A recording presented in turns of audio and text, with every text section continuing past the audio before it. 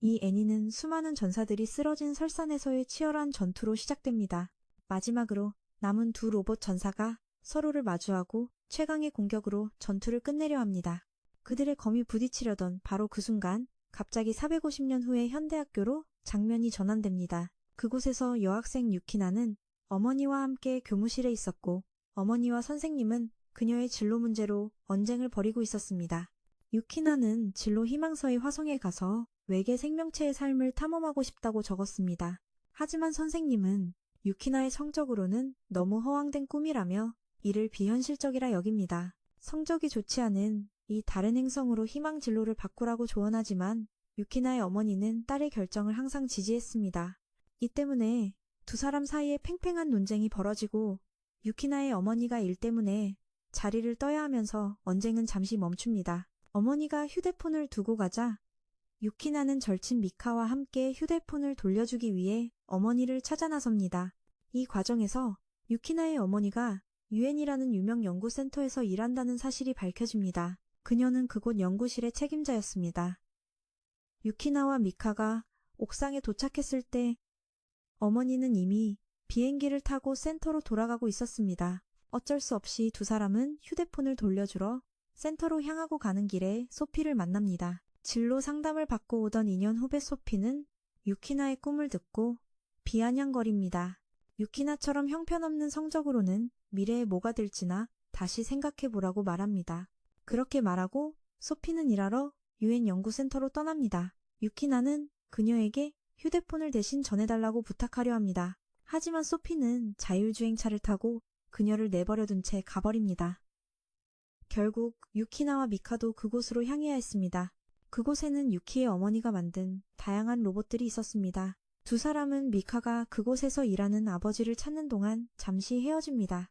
그 후 유키는 어머니에게 휴대폰을 돌려주고 시간이 남자하는 사람들을 만나러 갑니다. 그곳의 지인들은 60년 전 유키나의 학교에 떨어졌다는 기묘한 검은 큐브를 연구하고 있었습니다. 이 큐브와 함께 떨어진 로봇도 있었지만 작동을 멈춰 따로 보관 중이었습니다. 한 흑인 연구원은 이 큐브가 로봇이라기보다는 오니에 가깝다고 믿어 미스터리를 더합니다. 유키나의 아버지 또한 오니와 신화적 현상을 연구하는 전문가였지만 8년 전에 실종되었습니다. 모두가 이야기를 나누던 중 갑자기 밖에서 4개의 빗줄기가 나라와 다른 물체가 떨어집니다. 유엔 센터 근처에 떨어지고 곧이어 거대한 로봇 한 대와 그 뒤를 따르는 여러 소형 로봇들이 나타나 센터를 공격합니다. 센터를 공격하자 상황은 혼란에 빠지고 모두가 급히 대피합니다. 유키나의 어머니는 로봇 2대를 출격시켜 공격에 대응하기로 합니다. 공격에 대응하는 동안 검은 큐브가 이상한 반응을 보이기 시작하더니 유키나가 손을 대자 열립니다. 그 안에는 의식을 잃은 남자가 있었고 그는 깨어나 자신을 토끼사다라고 소개합니다. 토끼사다라고 소개하며 유키나를 공주님이라 부릅니다. 그는 흑인 연구원을 보자마자 그를 온이라 여기고 검을 뽑아 공격합니다. 밖에서는 두 로봇과 적의 전투가 팽팽하게 벌어지고 있었고 환상적인 호흡으로 두 로봇은 재빨리 적을 제압합니다. 로봇이 재빨리 적을 제압하는 동안 내부에서는 토키가 센터에 침입한 로봇과 마주합니다. 막 깨어나 약해진 상태였지만 그는 필사적으로 싸워 마침내 로봇을 쓰러뜨리지만 기력이 다하고 맙니다. 힘이 다해 쓰러집니다. 곧이어 기동대가 도착해 상황을 수습하고 이 지역의 상황은 점점 더 위험해집니다. 이곳뿐만 아니라 다른 여러 종류의 로봇들이 나타나 목적을 알 수 없는 다른 장소로 향하고 있어 상황은 더욱 위험해집니다. 기지로 돌아온 토키는 특별 감방에 갇히고 유키의 어머니는 토키에 대해 더 알아내기 위해 조사를 시작합니다. 조사를 진행했지만 이름 외에는 아무것도 알아내지 못했고 동료들과 방금 일어난 사건에 대해 논의하기 위해 자리를 뜹니다. 혼자 남은 유키는 토키를 관찰합니다. 토키가 깨어나는 것을 본 유키는 재빨리 몰래 밖으로 나가 그에게 다가갑니다. 그녀가 도착했을 때 어머니가 토키와 소통을 시도하고 있었지만 갑자기 토키가 어머니를 제압하고 스스로 탈출합니다. 감방에서 탈출하며 유키를 끌고 갑니다. 연구센터는 토키를 잡기 위해 비상신호를 발령하기 시작합니다. 두 사람은 구석진 곳에 숨고 그곳에서 토키는 유키가 자신이 지켜야 할 공주가 아니라는 것을 깨닫습니다.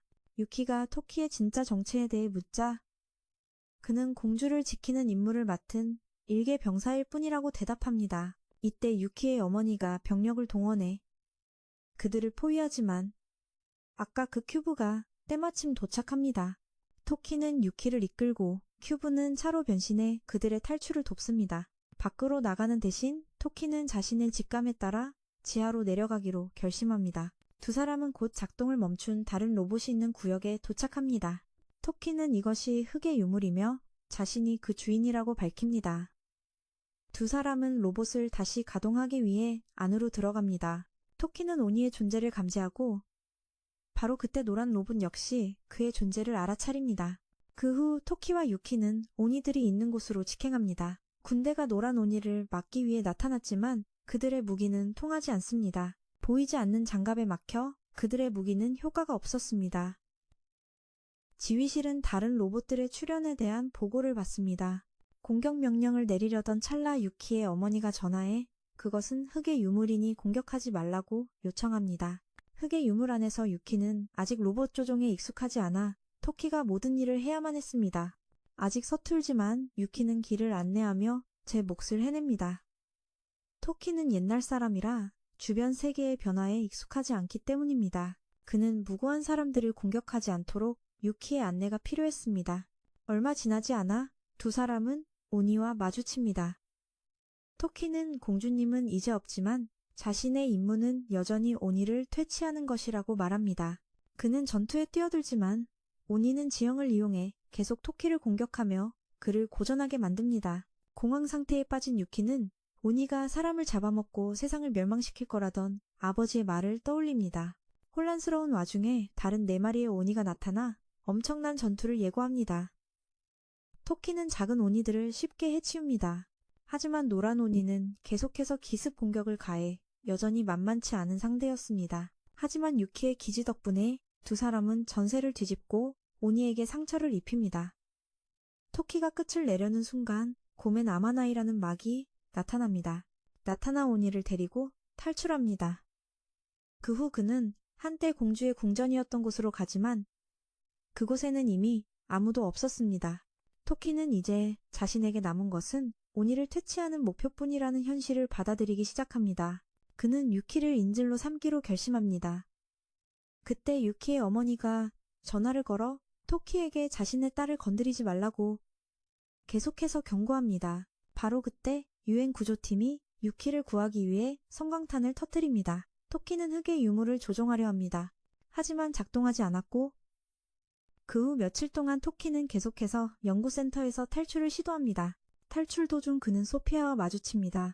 그녀는 쉽게 토키를 제압하지만 그는 그녀의 가슴을 만져 탈출하려다 기동대에게 목이 잡힙니다. 이것은 토키의 3번째 탈출 실패였습니다. 한편 유키는 전투 후 계속해서 건강검진을 받아야 했습니다. 밖으로 나온 그녀는 미카와 다시 만납니다. 그녀의 여동생 코하루도 어머니를 대신해 동생을 돌봐주는 삼촌과 함께 와 있었습니다. 유키의 어머니와 이야기한 후 삼촌은 토키와 대화하기로 결심합니다. 이번에는 토키도 반항적인 태도 없이 삼촌과 진지하게 대화합니다. 두 사람은 이야기를 나누고 삼촌은 만약 자신이 오니와 싸우는 사무라이라는 것을 믿게 하고 싶다면 먼저 신뢰를 보여줘야 한다고 말합니다. 양측이 서로를 이해해야 협력할 수 있다는 것입니다. 그 대화 이후 토키도 점차 저항적인 태도를 버립니다. 사람들이 찾아와도 반항하지 않게 되었습니다. 그러던 어느 날 호송되던 그는 우연히 유키의 동생을 만납니다. 연구소 주변을 헤매고 있었습니다. 군인들은 아이가 길을 잃었다고 생각해 어머니에게 데려다 주려 했지만 토키는 그들이 아이를 공격하려는 줄 압니다. 그래서 그는 주저없이 두 군인을 쓰러뜨리고 도망쳤고 유키의 동생도 그를 따라 나섭니다. 동생은 토키의 길을 안내합니다. 밖에서 두 사람이 걷고 있을 때 갑자기 오니가 나타나 공격합니다. 토키는 검을 가지고 있지 않아 속수무책으로 당하기만 합니다. 한편 유키는 동생이 보이지 않자 서둘러 미야보호소로 향합니다. 방송을 하려던 바로 그때 토키가 달려와 유키에게 동생이 오니에게 잡혀갔으니 이제 그녀의 힘이 필요하다고 말합니다. 코하루를 구하기 위해 힘을 합쳐야 한다는 것입니다. 두 사람은 휴대폰 신호를 따라 코하루를 찾아 재빨리 길을 나섭니다. 그때 토키를 잡으러 군인들이 나타나지만 위기의 순간 큐브가 다시 나타나 둘을 데리고 탈출합니다. 큐브는 재빨리 코하루의 위치를 추적합니다. 코하루의 위치를 따라잡자마자 토키는 즉시 뛰어내려 싸우지만 불행히도 450년이나 된 검은 이미 낡아 있었습니다. 오니는 단 한 방에 검을 두 동강 내버립니다. 오니를 재빨리 해치우고 코하루를 구한 그때 토키는 바위에 베인 자국이 자신이 남긴 것임을 깨닫는다. 싸울 때 남긴 것이었다. 토키와 이야기하러 온 것이다. 그는 이제 지켜야 할 공주님이나 다른 사람이 없으니 살 이유가 없다고 생각했다. 아저씨는 그에게 말했다. 그들과 함께 살아보는 건 어떻냐고, 어쩌면 자신의 목적을 찾을 수도 있을 거라고. 그 후 아저씨는 토키가 배고파 보여서 식사를 제안했다. 아저씨는 토키를 집으로 데려와 모두와 함께 살게 했다. 그들은 그를 환영하기 위해 함께 먹고 마셨다. 오늘 유키는 카레를 만들었는데 토키는 그것을 보자마자 똥이라고 생각하고 절대 먹지 않으려 했다. 하지만 모두가 먹는 것을 보고 그는 억지로 한 입 먹어봤는데 먹어보니 흠잡을 데가 없었다. 그가 유키가 카레에 고추를 넣는 것을 보고 그도 넣고 싶어 했다. 얼굴이 빨개질 정도로 매웠지만 최대한 많이 넣었다. 그럼에도 토키는 자기 몫의 카레를 다 먹었다. 한편 유키의 어머니 쪽에서는 세계 상황을 주시하고 있었다. 노란색 로봇 외에도 전 세계에 흩어져 있는 로봇이 5대 더 있었다. 그들 모두 무언가를 찾고 있었다. 유키 쪽으로 돌아와서 토키는 모든 것에 익숙해지고 있었다. 코하루가 TV를 켜주자 그는 흥미를 갖기 시작했다. TV를 보던 중 토키는 옆방에서 소리가 나는 것을 듣고 급히 달려갔다. 알고 보니 유키의 애완동물 코로가 진공청소기에 올라타고 있었다. 토키는 코로가 로봇을 조종하는 줄 알고 쫓아갔다가 족제비에게 된통당했다. 몸이 더러워지자 토키는 샤워를 하기로 했다. 그때 아저씨가 옷을 가져다주며 속옷 입는 법까지 알려주었다. 아래층에서는 유키의 어머니가 집에 전화를 걸어 안부를 물으며 토키가 도망치려는 기미를 보이면 목걸이를 사용하라고 일깨워 주었다. 그녀는 알겠다고 대충 대답했다. 토키가 너무 오래 샤워를 하자 유키는 확인하러 갔다. 마침 그가 막 샤워를 마쳤을 때였는데 그녀는 그가 속옷을 입지 않은 것을 보았다. 토키는 자랑스럽게 그녀가 아끼는 수건을 대신 입은 것을 보여주었고 그 모습에 그녀는 부끄러워서 도망쳤다. 다음 날 아침 훈련 중에 토키는 과거의 전투와 공주님의 죽음을 선명하게 기억하고 있었다. 식사 시간에 아저씨는 유키에게 토키를 데리고 시내 구경도 시켜주고 필요한 물건도 사다 주라고 부탁했다. 유키는 거절할 수 없었다. 결국 동의해야만 했다. 두 사람이 외출하자 유엔 특수요원 2명이 아무 일도 일어나지 않도록 뒤를 따랐다. 그 후 두 사람은 쇼핑카에 갔다. 토키는 세상의 변화에 여전히 충격을 받은 상태였다. 물건을 사러 가는 길에 유키는 언론에 발각되었다. 그녀가 흑적으로 싸웠다는 소식이 퍼졌기 때문이다. 그들은 흑적에 대해서만 물어본 것이 아니었다. 그녀의 아버지에 대해서도 언급했고 유키는 불편함을 느끼고 자리를 뜨고 싶어 했다 하지만 기자는 그녀를 보내주지 않고 끈질기게 대답하라고 강요했고 결국 토키가 나설 수밖에 없었다. 그 후 두 사람은 떠났고 기자는 계속 따라오려 했지만 두 요원에게 붙잡혔다. 그 후 토키는 유키에게 그녀의 아버지와 그가 정말로 오니를 연구했는지에 대해 물었다. 유키는 8년 전 아버지가 대중에게 오니의 존재를 알렸지만 아무도 믿지 않았다고 말했다. 그래서 아버지는 그들을 찾아 떠났고 그 후 실종되었다. 그 후 학교에서도 유키는 거짓말쟁이 취급을 받았다. 그날 밤 유키는 아버지의 연구실에 가서 토키에게 아버지의 기록 노트를 건네주었다. 그리고 토키는 알게 되었다. 자신이 450년 전 전투의 유일한 생존자라는 것을. 그 안에는 오니가 다시 돌아올 것이라는 메시지와 함께 사진 한 장이 들어있었다. 다음 날 아침 유키의 반에 새로운 전학생이 왔는데 그는 바로 토키였다. 40시간 전 연구센터로 돌아가서 유키와 토키는 군의 감시를 받게 되었다. 유키가 파일럿이 될 것이기 때문이다. 오직 그녀와 토키만이 흑적을 조종할 수 있었다. 두 사람의 신경계가 흑적과 연결되기에 완벽하게 적합했던 것이다. 임시로 유키는 소위 계급의 예비군인으로 임명되었다. 한편 토키는 오니의 얼굴을 스케치했다. 차즈케가 봤던 바로 그 오니였다. 그 후 두 사람은 다른 파일럿들을 만나러 갔다. 차례대로 톰 대위, 메이 소희, 소피, 그리고 마지막으로 토시였다. 다시 학교로 돌아와서 토키는 여전히 적응하려고 노력 중이었다. 그는 아직 Z세대 용어를 완전히 이해하지 못했다. 그래서 유키는 모르는 게 있으면 구글에 검색해보라고 했다. 하지만 이것만으로는 토키에게 필요한 역사 지식이 부족했다. 한 선생님이 도서관에 가서 알아보라고 제안했다. 이곳은 나라에서 가장 큰 도서관이자 학교의 자랑이었고 토키는 이곳에서 어떤 역사든 찾아볼 수 있었다. 얼마간의 조사 끝에 토키는 사무라이 시대가 이미 오래전에 지나갔다는 것을 받아들였다. 하늘은 그대로지만 세상은 너무 많이 변해 있었다. 그리고 이 선생님은 보건교사인 마리나였다. 토키에게 무슨 일이 생기면 양호실로 찾아오라고 했다. 그때 소피가 그에게 다가와 싸우는 목적이 무엇인지 물었다. 토키는 와시, 가문의 미완의 목표를 완수하는 것이라고 답했다. 솔직히 말해 복수였다. 그 이유를 들은 소피는 실망한 기색을 보였다. 인류의 가장 귀중한 자산인 흑적이 그런 저급한 목적에 사용된다는 사실 때문이었다. 말을 마친 뒤 그녀는 떠났다. 그 시간 흑적은 군에 의해 연구센터로 이송되고 있었다. 수업 중에 유키는 긴급 통보를 받았다. 자신의 큐브를 이용해 유키를 태우고 갔다. 유키를 짝사랑하는 남학생도 차를 몰고 그녀를 뒤따랐다. 그때 봉쇄구역에서는 세 줄기의 빛이 내려왔다. 팔을 복구한 노란색 로봇이었다. 흑적이 있는 곳에 도착해 기동했다.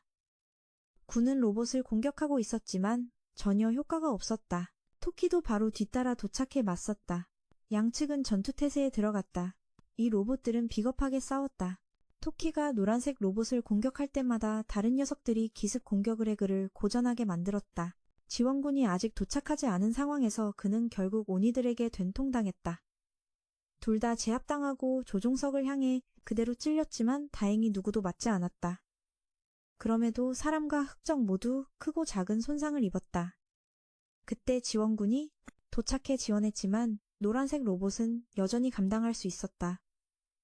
그 후 모두 흩어져서 한 마리씩 처리하기로 했다. 토키가 노란색 로봇과 1대1로 맞설 기회를 만들기 위해서였다. 소피의 팀은 작은 오니 2마리를 성공적으로 제거했다.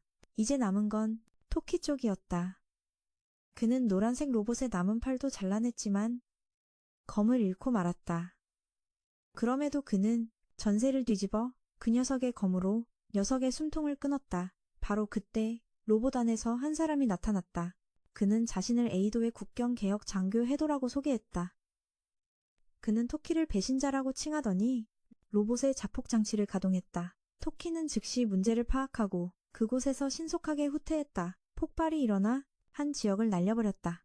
그때 유키의 두 친구도 그곳에 있었는데 생사는 알 수 없었다. 사람이 자폭하는 것을 처음 본 유키는 충격을 받았다. 하지만 토키는 그 녀석이 사람이 아니라 사람의 탈을 쓴 오니일 뿐이라고 생각했다. 전쟁터에서는 죽이거나 죽거나 두 가지 선택밖에 없다. 그럼에도 유키는 이 사실을 받아들일 수 없었다. 유키의 과거로 돌아가서 그녀는 아버지의 오니에 대한 거짓말 때문에 친구들에게 놀림을 받곤 했다. 너무 억울해서 그녀는 아버지에게 거짓말을 했다고 말했다. 아버지는 아무 말 없이 그녀의 머리를 쓰다듬어 주었다. 그리고는 오니와 친구가 되겠다는 약속과 함께 떠났다. 그 후로 유키는 아버지를 다시는 볼 수 없었다. 안전보장이사회도 매우 소란스러웠다. 어떤 이들은 소통을 원했고 어떤 이들은 오니라 불리는 것들과 싸우길 원했다. 그 외에 일본만이 한 마리를 격퇴했다. 한 마리는 네바다 사막에 내려와 51구역을 파괴한 후 활동을 멈췄다. 다른 녀석들도 비슷한 행동을 보였다. 한 마리는 러시아가 핵폭탄으로 격퇴했지만 모선에 의해 구조된 후 노란색 로봇처럼 다시 나타났다. 정보에 따르면 오니들이 온 것은 450년 만에 두 번째였다. 토키는 흑적이 공주님이 오니에게서 훔친 것이라고 말했다. 그들이 이곳에 온 목적이 아직 불분명하기에 그들이 올 때마다 계속해서 맞서 싸울 것이라고 했다. 토키와 유키는 그들의 유일한 희망이었다. 일본은 오니들에게 자신들이 만만치 않다는 것을 보여줘야 했다. 하지만 유키는 더 이상 싸우고 싶지 않았다. 말을 마친 뒤 그녀는 떠났다. 그녀의 어머니는 강요하지 않고 유키가 전투에 참여하지 않는 것을 받아들였다. 그 후 유키와 토키는 학교로 돌아갔다. 주위 사람들은 여전히 유키의 활약에 대해 이야기하고 있었다. 그때 두 남학생의 친구가 와서 그 두 사람이 전투 영상을 찍으려다 실종되었다고 전했다. 그는 유키에게 그들을 찾아달라고 부탁하고 싶었지만 두 친구의 부모님이 그를 막고 자식의 죽음을 받아들였다. 교실에서는 소피가 유키를 격려하기 위해 찾아왔지만 효과는 없었다. 그때 마리나 선생님이 대신 수업하러 왔다. 수영 시간에 토키는 여전히 유키에게 어떻게 말을 걸어야 할지 몰랐다. 그의 어려움을 본 마리나 선생님이 다가와 말을 걸었다. 토키는 여자와 접촉이 거의 없어서 어떻게 제대로 소통해야 할지 모른다고 말했다. 그는 단지 유키에게 그녀가 위험에 처했을 때 자신이 지켜줄 수 있다는 것을 보여주고 싶을 뿐이라고 했다. 이 말을 들은 마리나 선생님은 토키가 사랑에 빠졌으며 반드시 고백해야 한다고 단언했다. 방과 후 토키와 함께 장을 보고 돌아오는 길에 주키는 왜 그가 그렇게 복수에 집착하는지 물었다. 토키는 그게 자신이 가진 전부이며 복수가 끝나면 공주님을 만나러 갈 것이라고 대답했다. 그 말을 들은 주키는 흑적에 다시 타는 것을 더욱 거부했다. 토키가 죽어야 한다면 자신은 타지 않겠다고 했다. 그 후 두 사람은 돌아갔다. 코하루는 문제를 눈치채고 토키와 주키의 화해를 돕겠다고 약속했다. 그리고 인터넷에서 답을 찾아보라며 그에게 태블릿을 건넸다. 그 시각 우주에서는 수뇌부들이 계획을 짜고 있었다. 그들은 어떤 돌을 찾고 있었고 구호를 외쳤다. 평화와 에이드의 번영을 위하여 라는 구호를 외치고 자리를 떴다. 그 후 그들은 195개 언어로 지구에 서신을 보냈다. 전 세계에 보내진 메시지에는 흑적을 돌려달라는 내용이 담겨 있었다. 일본의 사령관은 즉시 주키의 어머니를 호출했다. 하지만 그녀는 주키와 이야기하기 위해 집에 돌아온 상태였다. 자기들만 생각하고 자신이 뭘 겪었는지 모른다고 했다. 특히 아빠 때문에 모두에게 따돌림을 당했다고 말했다. 아빠는 거짓말쟁이라고 말하자 주키의 엄마는 아빠가 하는 일을 이해하지 못한다며 그녀의 뺨을 때렸고 주키는 더욱 실망하여 방으로 달려들어갔다. 그녀의 엄마는 급히 연구소로 돌아가야 했다. 다음 날 아침 주키는 집을 나갔다. 한편 흑적은 현재 통상적인 방법으로는 수리가 불가능했고 시스템 접근 또한 불가능한 상태였다.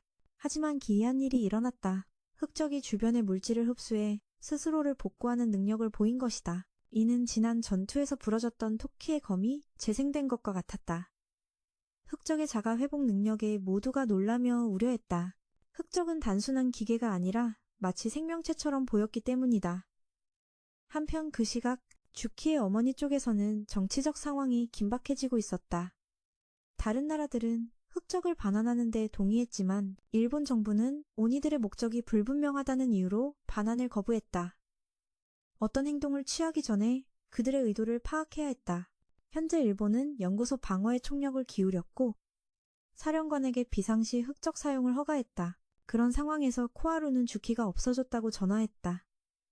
그녀는 밥 해줄 사람이 없어 배고프다며 걱정했다.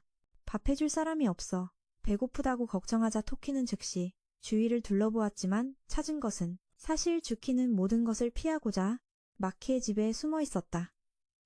마키는 주키를 걱정하며 조언했다. 세상과 싸워 지키기 위해 흑적에 다시 타는 걸 생각해보라고 말이다. 하지만 주키는 단호히 거절했다.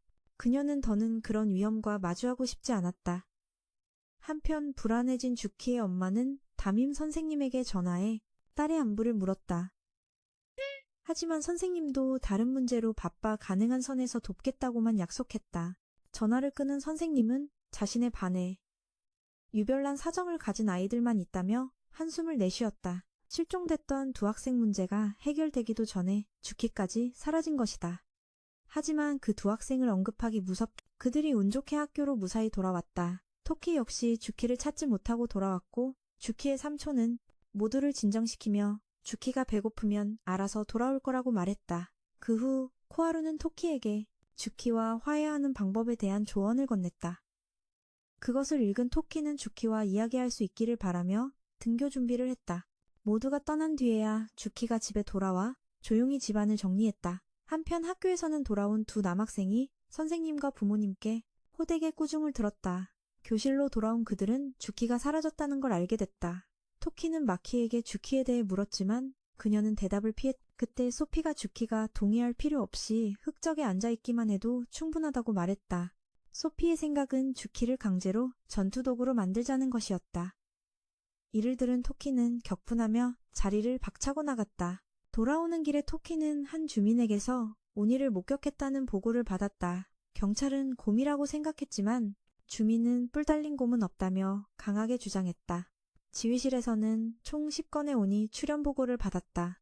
사령관은 즉시 조사를 강화하고 연구소 주변 경비를 삼엄하게 하라고 명령했다. 또한 북미에서 온 로봇 한 대가 미확인 물체를 가지고 우주모함으로 귀환했다. 이로 인해 사령관은 주키 수색에 박차를 가하기로 결정했다. 그녀가 계속 실종 상태라면 지구가 더 큰 위험에 처할 수 있기 때문이다. 집에 돌아온 토키는 주키 아버지의 일기장이 사라진 것을 발견했다.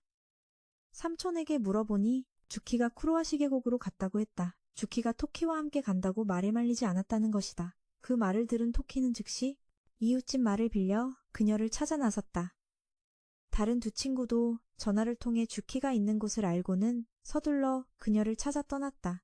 그 시각 주키는 수첩을 보며 와시성의 유적이 남은 쿠로아시 계곡으로 가는 길을 찾고 있었다. 수첩에 집중하고 있을 때 갑자기 오니가 나타났고 그녀는 겁에 질려 도망치기 시작했다.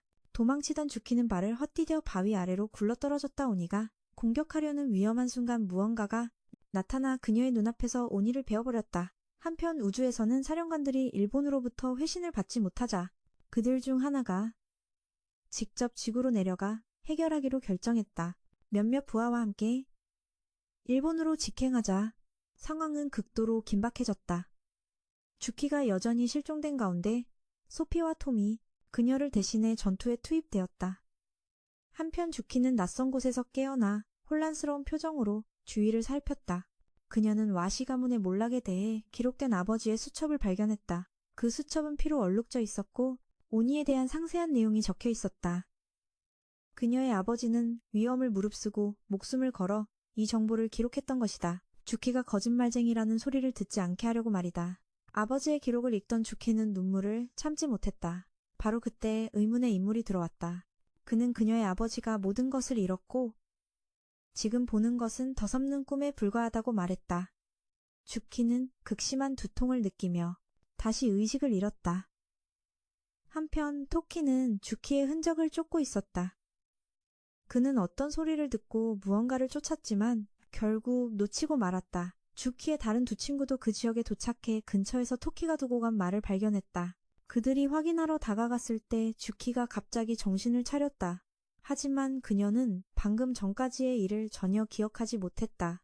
토키도 곧 도착했고 바로 그때 주키의 어머니로부터 현재 상황을 알리는 전화가 걸려왔다. 곧이어 유엔군이 도착해 주키를 안전하게 데려갔고 토키는 다가올 오니와의 전투를 준비해야 했다.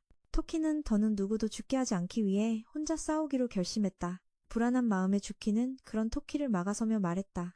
자기 인생에 나타났다가 그렇게 사라지면 안 된다고, 지금 그가 떠나면 평생 죄책감을 안고 살게 될 거라고 말했다. 주키는 흑적에 타기 싫은 게 아니라 모두가 자신에게 명령만 할 뿐, 아무도 정중하게 물어보거나 도움을 요청하지 않았다는 것이다. 그 말을 들은 토키는 고개를 숙여 주키의 도움을 구했고 마침내 주키는 동의했고 두 사람은 함께 돌아갔다. 한편 코하루를 좋아하는 친구는 뛰어난 파일럿이 되어 토키를 넘어서겠다고 결심했다. 유일하게 슬퍼한 사람은 아마 아끼는 말을 잃은 이웃집 아저씨뿐일 것이다. 돌아온 후 토키와 주키는 옷을 갈아입고 다가올 전투를 준비하기 위해 흑적에 탑승했다. 여전히 두려웠지만 두 사람은 조종석에 올라 오니들과 맞서야 할 전장으로 향했다. 이번에도 오니들은 때로 덤볐고 팔이 4개인 파란 녀석은 토키와 주키에게 큰 어려움을 안겨주었다. 그들의 임무는 지원군이 도착할 때까지 오니들의 발을 묶는 것이었다. 흑적 발사 후 발사대에 과부하가 걸렸기 때문이다. 전투 중 토키가 제압당하자 우주선이 그를 끌어올리기 시작했다. 사령관은 그를 막기 위해 대한 미사일 사용을 명령했다. 매우 위험한 일이었지만 토키가 끌려가는 것을 막기 위한 유일한 선택이었다. 수많은 미사일이 발사되었고 성공적으로 토키를 지상으로 안전하게 귀환시켰다. 토키는 파란 오니와 계속 싸웠고 오니들은 때로 덤비려 했지만 때마침 지원군이 도착했다. 파란 녀석은 높은 곳으로 올라가 아래로 마구칼을 휘둘러 토키를 공경에 빠뜨렸다. 주키는 공격당하는 흑적도 고통을 느끼고 있음을 알았지만 이내 대응책을 생각해냈다. 그녀의 계획은 파란 오니를 근처 절벽으로 유인하는 것이었다. 그 무게를 못 이긴 절벽이 무너지며 떨어지게 하려는 속셈이었다. 예상대로 절벽이 무너지면서 파란 오니는 추락했고 토키는 신속하게 놈을 해치웠다. 하지만 로봇 안에서 외계인 한 명이 나왔다. 그러나 그는 자폭하는 대신 항복을 선택했다. 그 외계인은 조사를 위해 즉시 연구소로 압송되었고 그의 무기 또한 분석에 들어갔다. 과학자들은 그 무기의 재질이 토키의 무기와 다르지 않다는 것을 발견했고 이는 둘의 연관성에 대한 많은 의문을 낳았다. 그와 그들의 관계. 이 녀석을 전면적으로 검사한 결과 평범한 사람과 다를 바가 없었다. 단 하나를 제외하고는 유일한 특징은 그의 목에 있는 신경뉴런 인터페이스라는 기묘한 장치였다. 의사는 해부를 하고 싶어 했지만 사령관은 유엔에서 신문하러 올 것이기 때문에 막았다. 유엔에서 온 관리들이 도착하자 그들은 외계인을 신문하기 시작했고 몇 가지 우려스러운 정보를 알게 되었다. 이 녀석은 자신을 후순이라고 칭했는데 에이도의 곤 레코부대 소속 국경 개척자였다. 그는 자신의 행성이 절대적인 힘을 가졌으며 임무는 다른 동료들과 함께 문명이 있는 행성의 번영을 가져다주는 것이라고 했다. 하지만 이것은 지구가 그들의 절대적인 지배하에 굴복해야 한다는 것을 의미했다. 후순위는 자신의 철학에 따라 약자는 강자에게 복종해야 하며 이것이 에이도가 지구를 차지하려는 이유라고 강조했다. 한편 학교에서 토키는 후순위에 대해 계속 생각하며 그가 무언가 알고 있으면서도 밝히지 않는다고 느꼈다. 그는 더 알아보기 위해 후순위를 만나고 싶어 했다. 한편 주키도 자신만의 걱정이 있었는데 이전에 동굴에서 아버지의 노트를 봤던 것을 떠올렸기 때문이다. 그동안 주키의 담임 선생님은 주키를 짝사랑하는 아카지 때문에 골머리를 앓고 있었다. 아카지는 자신있게 3개의 희망사항을 모두 전투기 조종사로 적어냈다. 선생님이 전투기 조종사가 되려면 수많은 복잡한 절차를 거쳐야 한다고 설명했지만 아카지는 끝까지 희망사항을 바꾸지 않았다.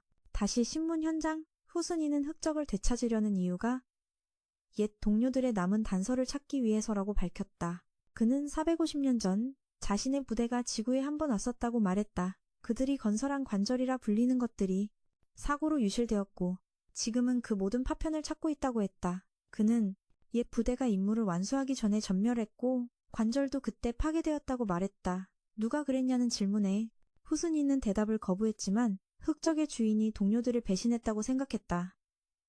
그는 토키를 만나게 해달라고 요구했다. 주키와 함께 연구센터에 도착한 토키는 후순위가 자신을 만나고 싶어 한다는 통보를 받았다. 그는 450년 전에 일어났던 모든 일을 이야기했다.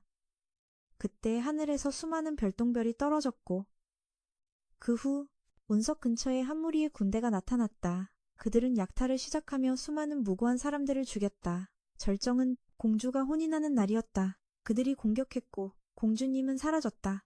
내가 현장에 도착했을 땐 모든 것이 혼란스러웠다. 그들의 얼굴을 똑똑히 봤을 때 나는 그들이 온이라는 것을 알았다. 우두머리가 공주님을 납치했고 나는 죽기 직전까지 맞았다. 얼마 지나지 않아 와시 가문의 성은 함락되었다. 눈을 뜨자 공주님이 눈앞에 계셨다. 나는 목숨을 바쳐 그녀를 지키겠다고 약속했고 둘은 손을 베어 맹세했다. 우리의 피가 사각형 큐브로 흘러들어가 흑적을 활성화시켰다. 우리는 함께 싸웠고 그러던 어느 날 오니가 자폭했고 우리는 폭발을 피할 수 없었다. 토키가 이야기를 하는 동안 밖에서는 후순이가 스스로 팔을 부러뜨려 수갑에서 탈출했다. 그는 검은 양복의 남자들에게 다가가 갑옷을 되찾고 자신의 로봇을 불렀다. 사령관은 즉시 보고를 받았고 모든 것이 혼란에 빠졌다. 주키가 상황을 확인하러 나갔다가 우연히 후순이와 마주쳤고 그녀는 그에게 인질로 잡혔다.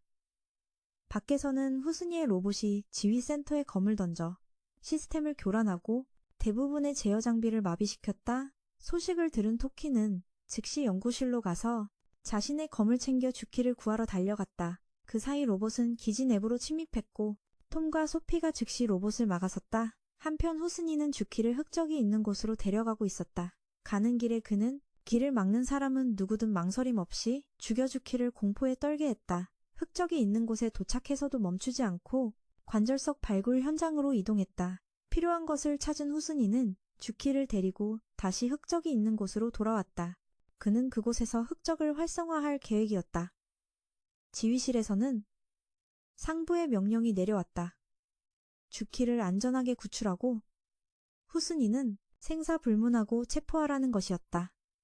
UN 대표 2명은 추가 신문을 위해 후스니를 생포하길 원했지만 상부는 신경 쓰지 않고 즉시 공격을 명령했다. 흑적 앞에서 후스니는 그것을 기동하려면 두 사람이 필요하다는 것을 깨닫고 주키와 토키의 연결을 끊고 자신과 새로운 계약을 맺기로 결심한다.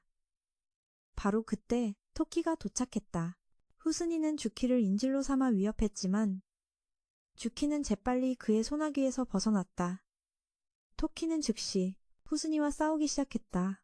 싸우는 도중 후스니는 토키가 자신의 동족임이 틀림없다고 확신했다. 오직 후스니의 종족만이 흑적을 다룰 수 있기 때문이었다. 하지만 토키는 자신이 오니가 아닌 인간이라고 주장했다.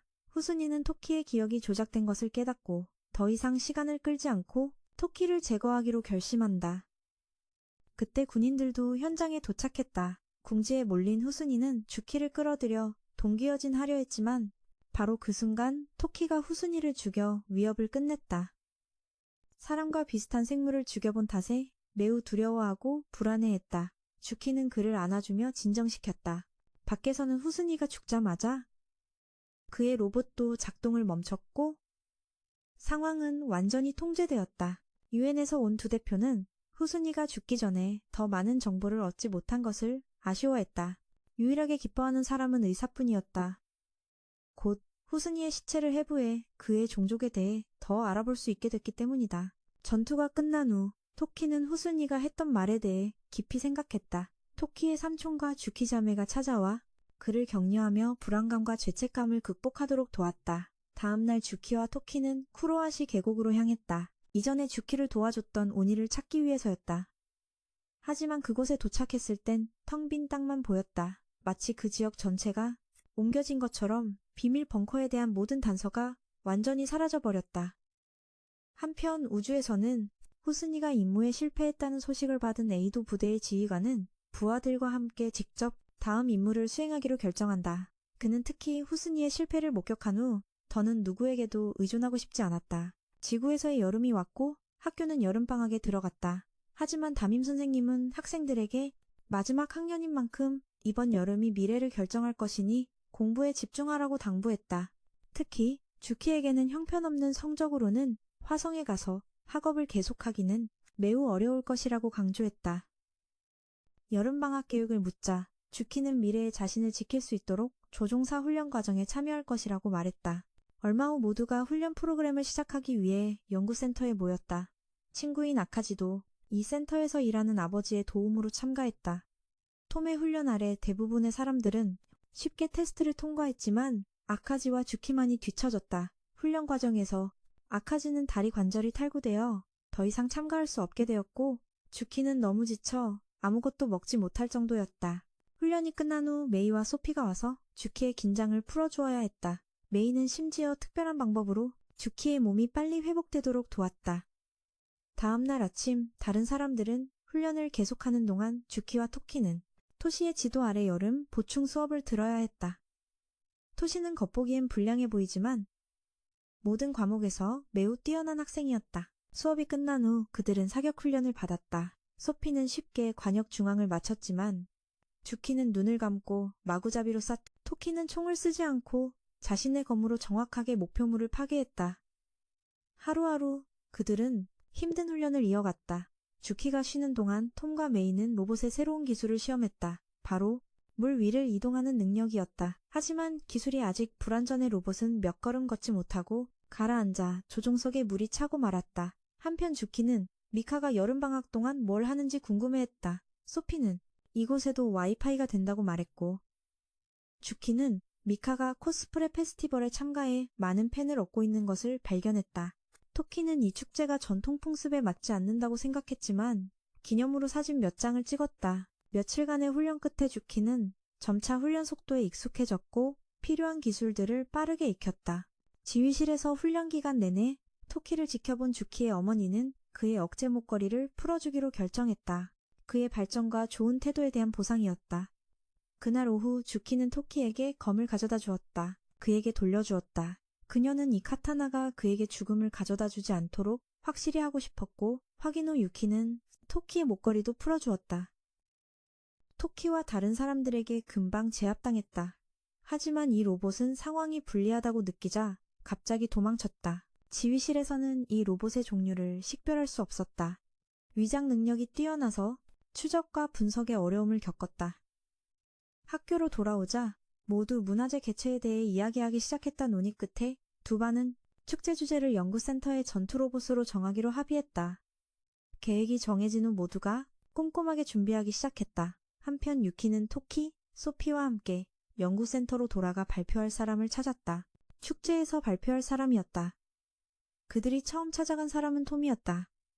그는 자신의 토론 능력에 매우 자신 있었기 때문에 망설임 없이 동의했다. 톰은 자신을 이기는 사람은 바로 주먹으로 맞을 거라고 농담까지 했다. 하지만 메이가 그들을 막았다. 로봇의 수상보행 능력 재시험에 참여해야 했기 때문이다. 그 후 유키는 피부가 검은 선배 그룹에게 가서 발표를 부탁했다. 하지만 그 역시 매우 바빴다. 결국 세 사람은 축제에서 직접 발표하기로 결정했다. 그날 밤 토키와 유키는 음식을 사러 차를 몰고 나갔다. 하지만 담임 선생님에게 제지당했고 선생님은 유엔에 연락해 그들의 큐브를 가져가게 했다. 유키네 학교의 전투 로봇 토론의 소식은 언론을 통해 빠르게 퍼져나갔고 한 수상한 자도 이 정보를 입수했다. 문화재 당일이 되었고 사람들은 학교에 모이기 시작했다. 토론회가 시작되기 전까지 시간이 남자 마키는 유키와 토키에게 부스를 구경하며 돌아다니자고 제안했다. 아카지도 따라가고 싶어 했지만 마키가 막았다. 유키와 토키는 다양한 게임을 체험했고 이를 통해 유키는 문화재가 스트레스 해소에 얼마나 중요한지 점차 깨닫게 되었다. 구경을 마친 후 유키는 토키에게 공주의 복수를 끝내면 무엇을 할 거냐고 물었다. 토키는 명확한 대답을 하지 못했고 유키는 그와 함께 다시 문화재에 참가하고 싶으니 빨리 답을 찾았으면 좋겠다고 말했다. 한편 은신 중인 로봇을 추적하던 수색대는 정체불명의 물체를 발견했다. 학교로 돌아온 유키는 축제의 추억을 남기기 위해 사진을 찍기로 했다. 유키가 의상을 고르는 동안 토키는 여전히 자신의 미래에 대해 고민하고 있었다. 유키가 사진을 다 찍었을 때 토키는 유키가 공주와 너무 닮아서 더욱 혼란스러워했다. 바로 그때 소피가 찾아와 토론회 시간이 되었다고 알려주었다. 강당에서 토론회가 시작되자 사회를 맡은 친구는 처음이라 계속 말을 더듬었다. 결국 미카가 그를 대신해 사회를 보게 되었다. 그 후 그녀는 에이도와 관련된 몇 가지 질문을 하기 시작했다. 프로그램이 진행되는 동안 이 행사에 대해 미리 알고 있던 수상한 자가 갑자기 나타났다. 그는 아무 말 없이 즉시 유키를 공격했다. 토키가 재빨리 싸우러 나섰지만 공격자가 공주라는 사실을 깨닫고는 얼어붙었다. 그가 항상 지키고 복수하려 했던 바로 그 공주였다. 혼란스러운 순간 토키는 공주에게 한번 찔렸다. 그는 피를 너무 많이 흘려 금방 쓰러졌다. 공주의 공격 후 그녀가 다시 공격하려 할 때 갑자기 의문의 인물이 나타나 공격을 막았다. 이 상황에 모두가 혼란에 빠졌다. 그들은 위험을 피해 밖으로 뛰쳐나가기 시작했다. 토시도 재빨리 도우러 왔지만 유키는 방금 일어난 일에 여전히 충격받은 상태였다. 소피는 유키의 정신을 차리게 하려고 그녀의 뺨을 세게 때린 후 아카지를 불러 토키를 치료하게 했다. 토키가 떠나려는 것을 보자 공주는 즉시 그를 막으려고 달려들었다. 하지만 그 의문의 인물은 그녀가 쉽게 뜻을 이루도록 놔두지 않았고 토시도 재빨리 지원에 합류했다. 마키는 서둘러 보건교사 마리나를 데려왔지만 마리나는 보건교사면서도 피를 무서워해 답이 없었다. 담임 선생님이 그녀를 대신해 토키의 지혈을 해야 했다. 유키는 즉시 유엔의 지원을 요청했고 그녀의 어머니는 소식을 듣자마자 비행기를 보냈다. 한편 공주는 여전히 의문의 인물과 군대에게 쫓기고 있었다. 아카지의 친구도 그들을 따라가며 촬영했지만 공주가 그를 노리면서 상황은 위험해졌다. 그 친구는 위험을 인지하지 못한 채 계속 촬영하고 있었다. 그가 베이기 직전 한 병사가 달려들어 공격을 맞고 중상을 입었다 정말이지. 기자들이 문제라니까. 공주는 그 후 토키를 응급 처치하러 가는 헬리콥터로 향했다. 그녀는 단호하게 아무도 떠나지 못하게 하고 즉시 자신의 전투 로봇을 불렀다. 사령관은 신호를 받았고 토키가 아직 의식이 없었기 때문에 톰과 메이에게 출동 명령을 내렸다. 이 혼란 속에 나타난 의문의 인물은 이전에 토키가 스케치했던 것과 매우 닮은 얼굴을 드러내 상황에 미스터리를 더했다. 숨어있던 로봇도 공주가 움직이는 것을 보고 행동을 시작했다. 헬리콥터 안에서 의사가 검진한 결과 토키의 몸이 의료 개입 없이 스스로 회복하고 있었고 그도 깨어났다. 밖에서는 톰과 소피가 공주와 맞서고 있었지만 그녀는 쉽게 막아내고 연구센터로 직진했다. 사령관은 공주의 잠재적 위험을 감지하고 토키를 찾아가기로 결정했다. 토키의 건강 상태가 매우 좋지 않았음에도 그는 공주를 구하러 가겠다고 결심했다. 그녀가 자신을 찔렀음에도 말이다. 사령관은 토키의 공주도 로봇을 조종하며 이쪽으로 오고 있으며 에이도의 목표는 토키인 것 같다고 말했다. 그는 토키에게 흑적을 조종해 이곳을 지켜달라고 간청했다. 그렇지 않으면 모든 것을 잃게 될 것이라고 했다. 공주를 구할 기회까지도 말이다. 토키는 자신의 상태가 매우 나쁘다는 것을 알면서도 동의했다. 의사는 그가 견딜 수 있도록 진통제 한 대를 주사했다. 토키와 유키는 흑적에 올라 전투를 준비했다. 유키는 토키에게 절대 그를 죽게 놔두지 않겠다고 약속했다. 공주와 마주쳤을 때 유키는 또 다른 로봇이 다가오는 것을 감지했다. 톰이 연락해 그가 발사대에 올라 지원하러 올 때까지 버티라고 말했다. 나머지 로봇도 도착했고 새 로봇은 전투에 돌입했다. 유키는 상대가 협력해서 싸울 생각이 없다는 것을 금방 알아차렸다. 사실 팀의 보라색 머리 소녀는 오직 자신만의 공을 세우고 싶어 했다. 토키는 그녀를 집중 공격했지만 생각보다 강하다는 것을 깨달았다. 다행히 톰이 제때 도착해 보라색 머리 소녀와 맞서 싸웠고 덕분에 토키는 공주와 1대1로 집중할 수 있었다. 토키는 매우 약했지만 공주를 되찾기 위해 최선을 다했다.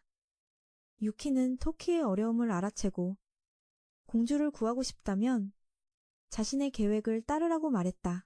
그녀는 즉시 토키에게 물러나 모두와 합류하라고 요청했다. 유키는 공주와 보라색 머리 소녀가 협력 전투를 좋아하지 않는다는 것을 알고 요격 전술을 제안했다.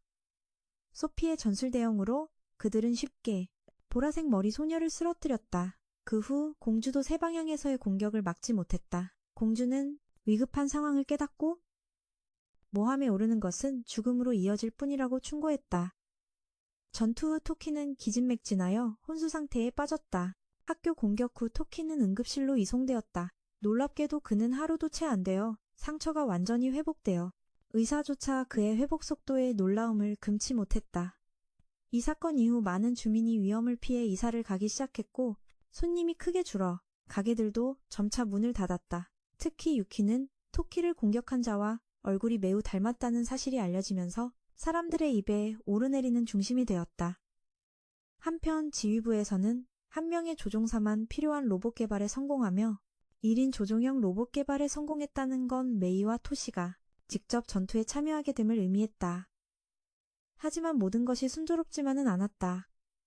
소피는 축제 사건 이후 아버지로부터 프랑스로 돌아오라는 명령을 받았다.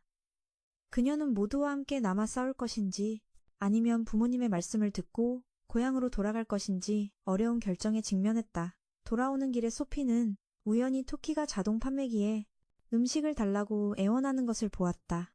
그를 안쓰럽게 여긴 그녀는 음식을 몇 개 사주었다. 토키와 함께 앉아 소피는 정말 남아서 싸우고 싶지만 부모님의 말씀 때문에 갈등하고 있다고 털어놓았다. 이제 그녀는 부모님의 말씀을 거역하고 남을 것인지 아니면 따르고 프랑스로 돌아갈 것인지 결정해야 했다. 하지만 토키는 소피의 이야기에 별로 집중하지 않는 듯했다. 녹두맛과 팥맛 사이에서 선택하기 어려워했다. 망설이던 중 그는 전사라면 자신의 운명을 스스로 결정해야 한다고 외쳤다. 소피는 그 말을 듣고 토키가 자신을 격려하는 것이라고 생각하고 자신의 뜻대로 선택하기로 결심하고 자신 있게 떠났다. 공주와 보라색 머리 소녀는 이전 임무 실패로 벌을 받는 중이었고 대머리 한 명이 다음으로 나서려 했다. 하지만 가면 쓴 자가 공격을 계속하기 전에 철저히 조사해야 한다며 그를 막았다. 공주와 보라색 머리는 잃어버린 명예를 되찾기 위해 다시 싸울 기회를 달라고 간청했다. 아이스크림을 사지 못한 토키는 기분 전환을 위해 밖으로 나갔고 그때 유키가 아이스크림을 들고 그를 찾아왔다. 두 사람은 자리에 앉아 대화를 시작했고 유키는 자신과 공주가 정말 그렇게 닮았는지 궁금해하자 토키가 대답했다. 처음 유키를 만났을 때 공주로 착각할 정도로 두 사람이 정말 똑같이 생겼다고 말했다. 그래서 만약 공주와 다시 맞서야 한다면 어떻게 해야 할지 혼란스러웠다. 그들이 대화하는 동안 공주와 보라색 머리가 지구로 돌아왔다는 사실은 몰랐다. 미스터리맨 또한 그들의 존재를 감지했다. 다음 날 유키는 마키와 아카지 일행과 함께 촬영 장소로 갔다. 마키는 코스프레 의상을 입고 있었고 토키는 의사의 지시로 남아야 해서 건강검진을 받아야 했다. 마리나 선생님도 동행했는데 마키가 스트레스를 풀어주기 위해 초대한 것이었다. 최근에 긴장된 사건들 이후에 말이다. 아카지는 마리나가 사직서를 냈지만 거절당했다고 밝혔다. 문화재 사건 때에 다른 선생님들을 설득해 학생들의 계획에 동의하게 한 사람이 바로 그녀였고 마키는 이번 여행으로 마리나의 기분이 나아질 거라 생각해 그녀를 초대한 것이었다. 한편 연구센터에서는 토시와 에미 혼자서 로봇 전투 훈련을 훌륭하게 마쳤다. 반면 소피는 많은 어려움을 겪고 있었다. 그 후 사령관은 소피가 곧 프랑스로 돌아가기 때문에 전투 대형을 재편성한다고 발표했고 이 소식을 들은 토키는 반대했다. 소피가 떠나면 연구센터의 안전이 위협받을 것이라며 강력하게 주장했다. 토키의 말이 맞다는 걸 알았지만 사령관은 다른 선택지가 없었다. 소피의 부모가 프랑스 정부에 큰 영향력을 가지고 있어 사령관으로서는 막을 방법이 없었기 때문이다. 그때 공주와 보라색 머리가 연구센터에 잠입했다. 두 사람은 재빨리 작업원 2명을 처리하고 그들로 변장하여 더 깊숙이 침투했다. 한편 유키의 그룹은 촬영을 시작했다. 마키와 마리나 선생님도 코스프레에 참여했다. 그들은 다가오는 위험도 모른 채 촬영에 빠르게 몰입했다. 연구센터에 도사리고 있는 위험에 대해서는 전혀 몰랐다. 공주와 보라색 머리는 센터 깊숙이 들어가다가 우연히 토키를 마주쳤고 그들은 조용히 그를 뒤쫓았다. 과거를 기억하고 진실을 깨닫게 하려고 했다. 하지만 공주는 듣지 않고 토키를 인질로 삼아 강제로 데려갔다. 세 사람은 발굴 구역으로 향했고 그곳에서 보라색 머리는 저편석이라 불리는 중요한 물체를 발견했다. 그녀는 그것을 얻으면 공주가 이 행성에서의 임무를 완수할 것이라 믿었다. 저편석에 대한 정보를 얻은 후 세 사람은 흑적이 있는 곳으로 돌아갔다. 바로 그때 소피가 군대와 함께 도착해 재빨리 공주를 무장해제시켰다. 상황이 불리해지자 공주와 보라색 머리는 즉시 도망쳤다. 소피가 공격하려 했지만 토키가 막았고 그녀는 깨달았다. 토키의 행동이 공주에 대한 충성심 때문이 아니라 더 깊은 이유가 있을 수 있다는 것을.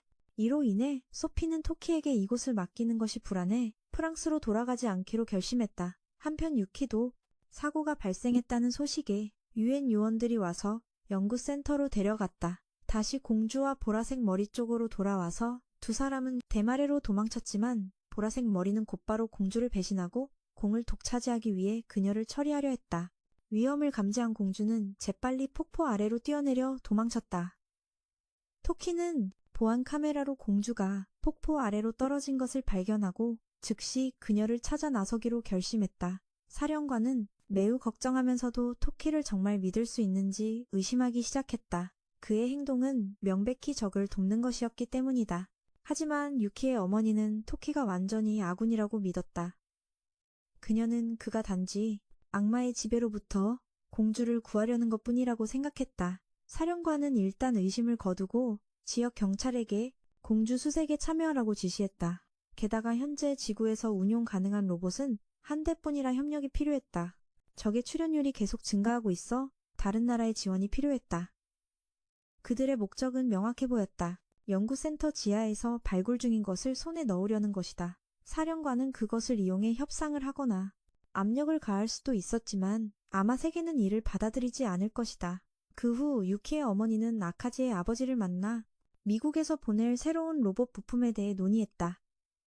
부품은 오늘 도착할 예정이었다. 한편 토키는 더 이상 기다릴 수 없었다. 더는 기다리지 않고 흑적을 사용해 공주를 찾아 나서기로 했다.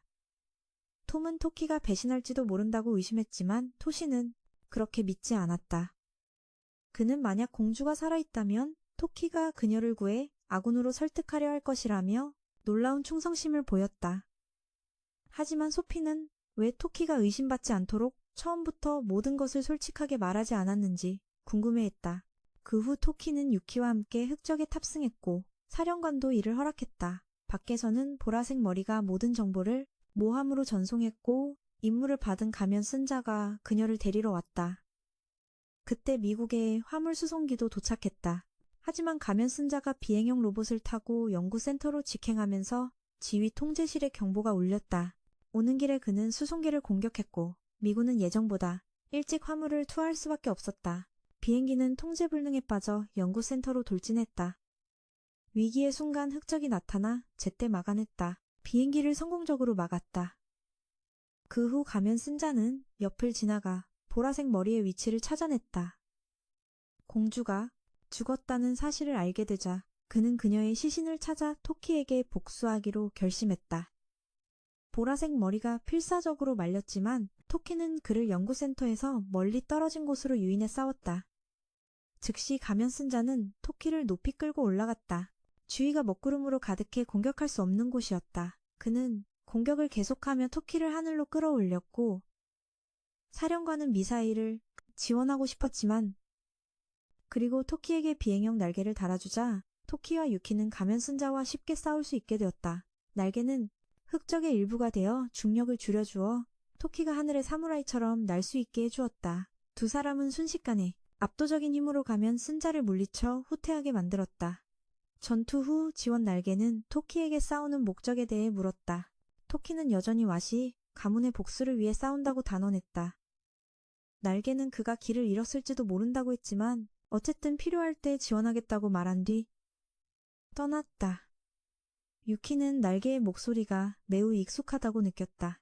공주가 실종된 지 한 달이 지났지만 그녀에 대한 소식은 여전히 없었다. 토키와 유키는 그동안 열심히 일했고 오늘은 월급날이었다. 처음 토키는 월급을 받는 것에 관심이 없었지만 그 돈으로 음식을 살 수 있다는 것을 알고는 금세 태도를 바꿔 바로 받았다. 집에 돌아온 토키는 그동안 자신을 도와준 아저씨에게 돈의 일부를 감사의 선물로 드렸다. 하지만 아저씨는 그 돈을 받지 않았다. 한편 월급을 받은 유키는 머릿속에 쇼핑할 생각만 가득했다. 아저씨는 그녀에게 여동생에게 줄 선물을 사라고 일깨워 주었다. 무엇을 살지 고민하던 중 유키는 우연히 TV에서 온천 광고를 보고 여행을 계획하기로 결심했다. 가족 여행을 계획하고 마키에게도 같이 가자고 했다. 하지만 학교에 가보니 반에 몇 명밖에 없어 그녀는 조금 실망했다. 몇 명만 부르는 대신 마키는 곧 전학 갈 친구들을 위해 추억을 만들어주자며 반 전체를 초대하기로 했다. 반 전체가 동의했지만 출발 당일에는 아카지 일행과 몇몇만 실제로 참여했다. 토키는 식사 준비를 위해 많은 재료를 사왔다. 유키의 월급으로는 방만 빌릴 수 있었기 때문이다. 식사 서비스가 포함되지 않았다. 아저씨가 일행을 숙소까지 태워다주며 여행이 시작되었고 도착하자 한 아저씨가 그들이 예약한 숙소로 안내했다. 그는 이 지역에 공중 온천은 없지만 켄신의 비밀 저택으로 가는 산속 지름길이 있는데 그곳에 야외 목욕탕이 있다고 했다. 하지만 아저씨는 경고했다. 밤에 그곳에서 목욕하는 것은 곰이 나타날 수 있어 매우 위험하며 관리인은 오전에만 일한다고 말했다. 그럼에도 불구하고 일행은 여행에 들떠 있었다. 숙소에 돌아오자 토키는 바로 저녁 준비를 시작했고 아카지 일행은 주변을 구경하러 갔다. 잠시 후 토키가 만든 카레가 완성되었고 모두가 그 훌륭한 맛을 칭찬했다. 저녁 식사 중 아카지의 친구 한 명이 자신이 막 편집한 영상을 보여주었다 하지만 그의 편집 실력이 꽤 서툴러서 모두가 계속 놀려댔다. 그럼에도 불구하고 그들은 다 함께 영화 한 편을 만들기로 결정했다. 더 좋은 다른 영화인 줄 알았지만 그 영화가 곧 전학 갈 친구의 작별 인사였다는 걸 몰랐다. 다음 날 아침 모두가 온천으로 가는 길, 아카지 일행은 아직 일어나지 않아 먼저 출발했습니다. 가는 길에 유키는 자신이 수건을 두고 온 것을 깨닫고 가지러 돌아가기로 했습니다.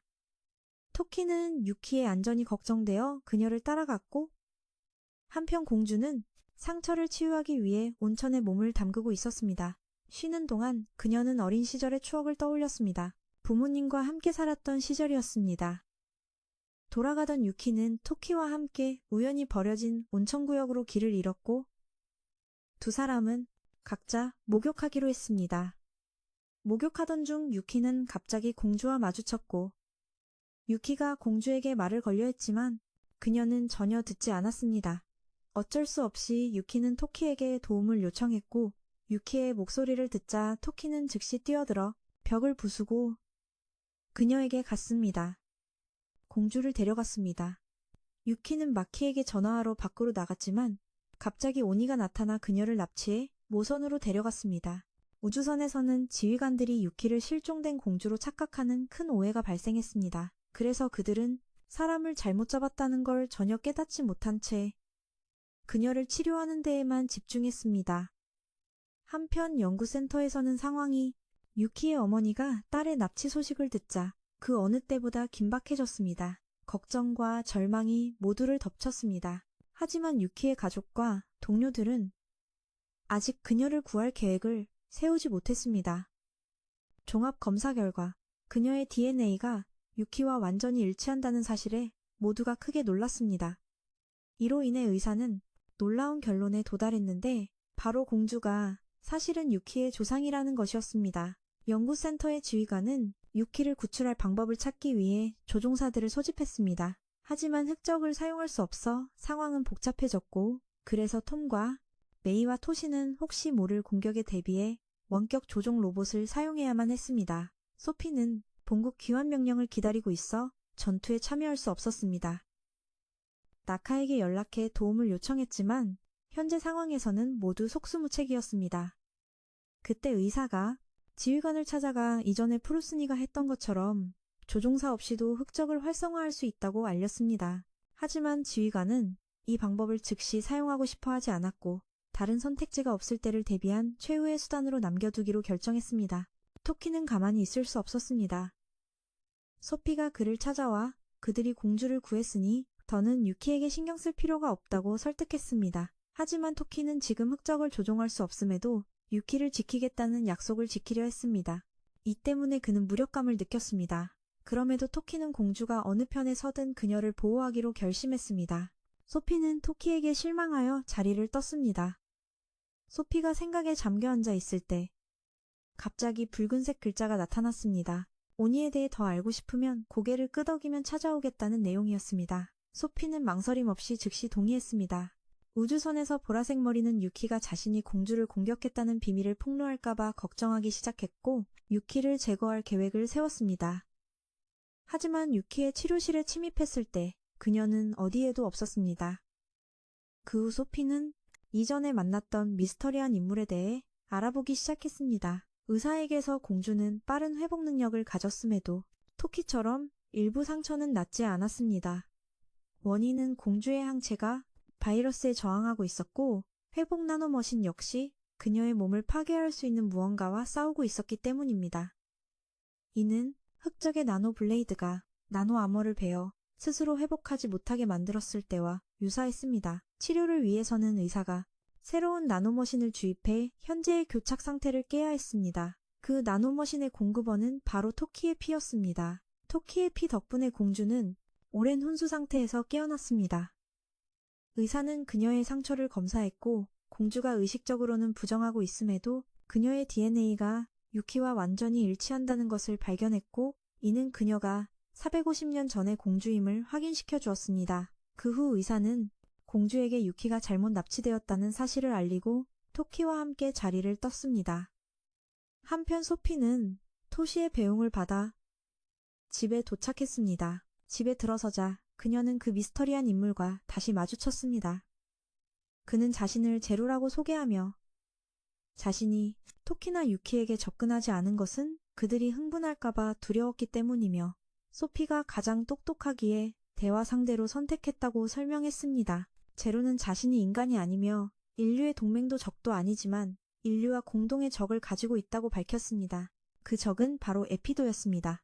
한편 연구센터에서 토키는 몰래 공주를 찾아가 흑적을 활성화하고 유키를 구출하는 데 도움을 요청했습니다. 그에게 명확한 계획은 없었지만 공주는 흑적을 훔친 척하고 모선을 불러 자신을 데리러 오게 할 계획을 세웠습니다. 하지만 그녀는 토키가 모선에서 살아남을지 확신하지 못했고 토키는 망설임 없이 즉시 동의했습니다. 두 사람은 서둘러 흑적이 있는 곳으로 향했고 유키 어머니의 팀이 그들을 안전한 곳까지 데려다 주었습니다. 그것이 바로 유키 어머니의 계획이었습니다. 그녀는 모든 곳에 도움을 요청했지만 아무도 도와주지 않자 토키에게 기댈 수밖에 없었던 것입니다. 그 후 토키와 공주가 흑적에 탑승하자 450년 전 공주의 메시지가 나타났습니다. 메시지에서 공주는 자신의 후손에게 백성을 지키기 위해 오니와 싸워야 한다고 명했습니다. 그것이 와시 가문의 숭고한 임무라고 했습니다.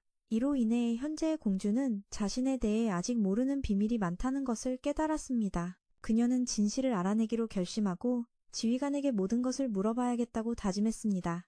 그 후 토키와 공주는 함께 출격했습니다.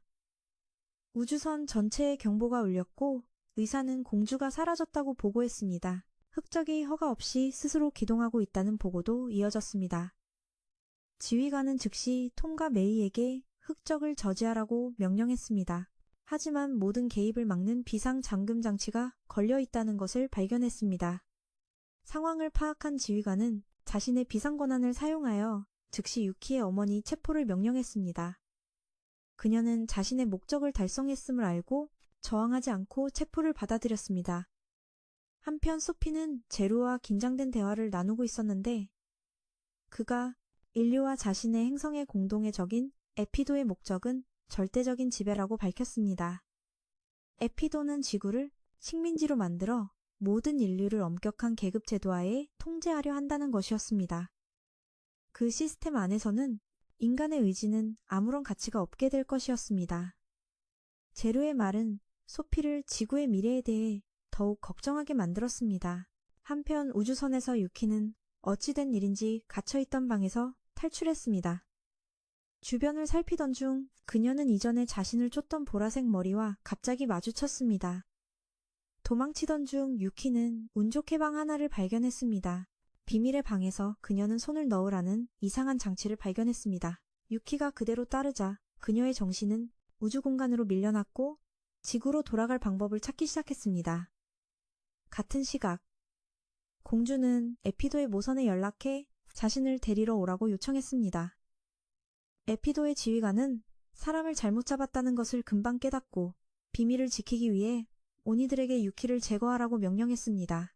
제루는 계속해서 소피에게 자신의 이야기를 들려주며 자신의 행성이 에피도에게 침략당했다고 밝혔습니다.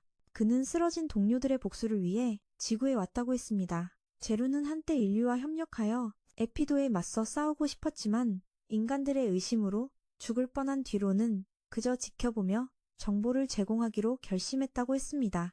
그는 또한 인류가 지금까지 치른 전쟁은 에피도의 정찰부대 하나와 싸운 것에 불과하며 진짜 침략군은 아직 나타나지도 않았다고 밝혔습니다.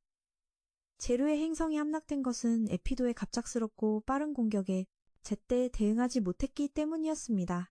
떠나기 전 제루는 소피에게 중요한 정보가 담긴 USB를 남겼습니다. 한편 유키는 에피도군의 침략과 제루의 행성에 대한 정보를 발견했지만 지구로 돌아갈 만한 유용한 단서는 찾지 못했습니다. 그녀는 공주의 로봇이 수리되었다는 공지를 듣고 그것을 이용해 돌아가기로 결심했습니다. 다른 방으로 들어갔을 때 유키는 사람 머리를 발견하고 겁에 질려 도망쳤습니다. 같은 시각 토키는 에피도의 모선에 도착했고 공주가 먼저 내려 상황을 살피기로 했습니다. 그녀가 무기를 가지러 자기 방에 들어갔을 때 유키가 호신용으로 가져가 버린 검이 없어진 것을 발견했습니다. 그 후 공주는 지휘관에게 상황을 보고하러 갔습니다. 보고하는 도중 토키가 독단적으로 행동하기 시작했다는 경보가 울렸습니다. 혼란이 야기되자 공주가 배신할 수도 있다고 판단한 에피도 지휘관은 그녀의 처형을 명령했습니다. 그 사이 유키는 도망치다가 또다시 보라색 머리와 마주쳤습니다. 그녀는 계속 궁지에 몰렸지만 다행히 토키가 제때 나타나 구해주었습니다. 그 후 세 사람은 함께 모선에서 탈출했습니다. 유키는 토키가 자신을 구하러 온 것을 보고 매우 기뻐했지만 그는 그저 그녀와의 약속을 지키고 있을 뿐이라고 말했습니다. 하지만 기뻐할 틈도 없이 세 사람은 갑자기 복면을 쓴 자가 사용하는 반발력에 의해 우주공간 밖으로 튕겨나갔습니다. 다행히 제루가 제때 나타나 세 사람을 모두 구해주었습니다. 한편 지휘실에서는 토키가 유키를 성공적으로 구출했다는 소식에 안도의 한숨을 내쉬었습니다. 하지만 그 기쁨도 잠시 그들은 또 다른 소식을 접하게 됩니다. 에이도의 모선이 대규모 침공을 준비하며 지구 궤도에 진입하고 있다는 정보가 들어왔다. 앞으로 2시간이면 모선이 지구에 도착할 것이다. 유키 일행도 무사히 도착했다. 착륙하자 팀원 모두 안도의 한숨을 내쉬었다. 특히 딸이 무사히 돌아온 것을 본 유키의 어머니는 더욱 그랬다. 유키는 동료들의 환영을 받았지만 상황은 여전히 긴장되었다. 그들을 도왔음에도 불구하고 인류의 적인 에이도의 일원인 공주가 있었기 때문이다.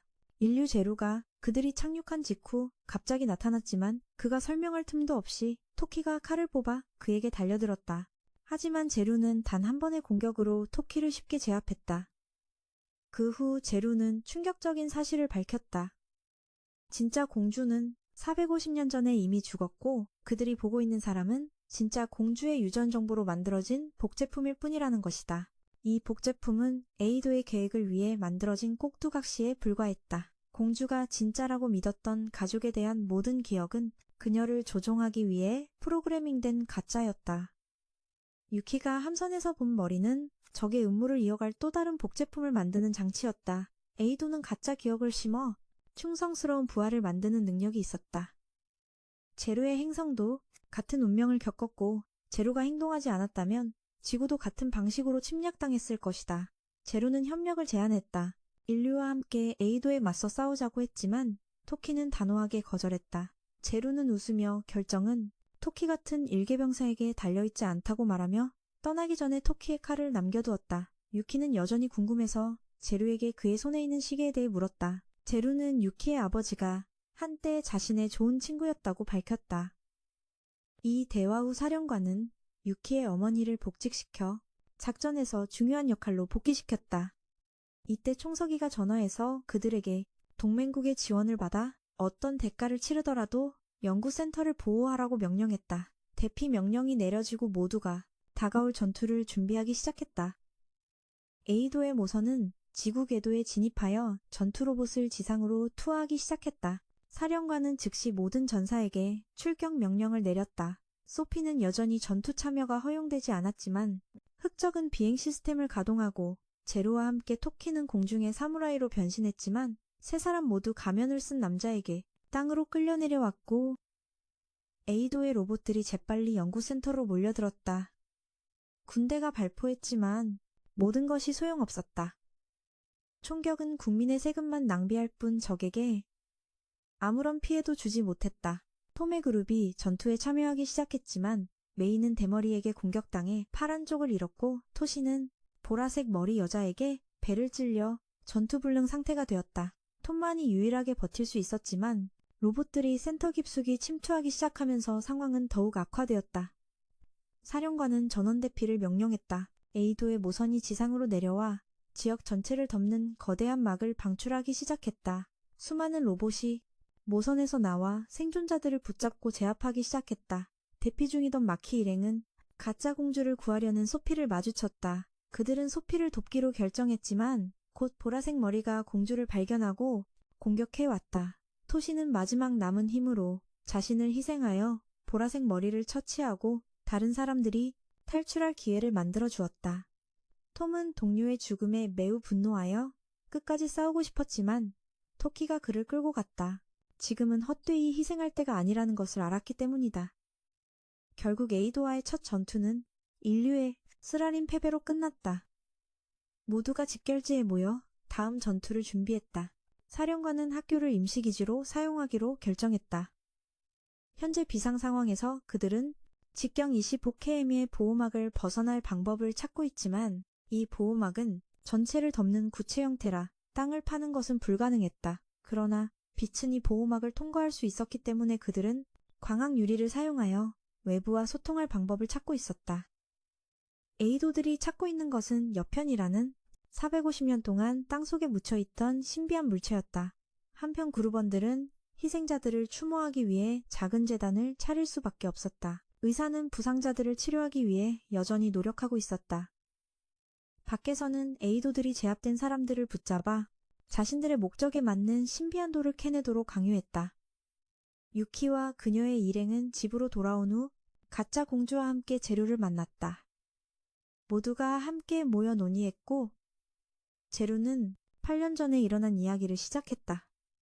그때 그는 우연히 산에서 덫을 놓는 한 남자를 보았는데 야생 동물을 잡기 위한 것이 아니라 바로 제루 자신을 잡기 위한 것이었다.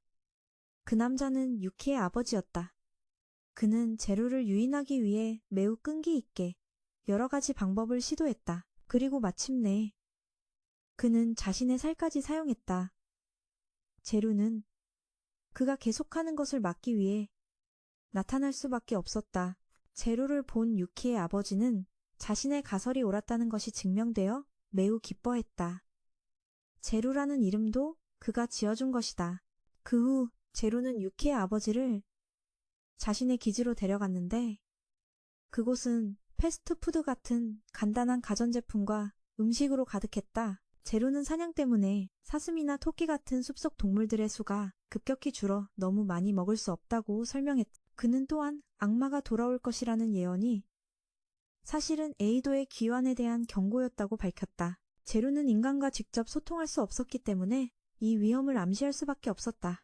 유키의 아버지와 제루는 이 위협을 세상에 알릴 방법을 찾으려 했지만 모든 노력이 실패했다. 유키의 아버지가 기지를 떠났을 때 그는 산에서 내려오다 사고를 당해 살아남지 못했다.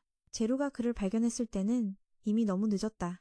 제루는 그의 시계와 일기장을 마지막 유품으로 간직할 수밖에 없었다. 하지만 결국 제루는 유키의 아버지가 악마의 존재에 대해 거짓말을 하지 않았다는 것을 증명하는 데 도움을 주었다.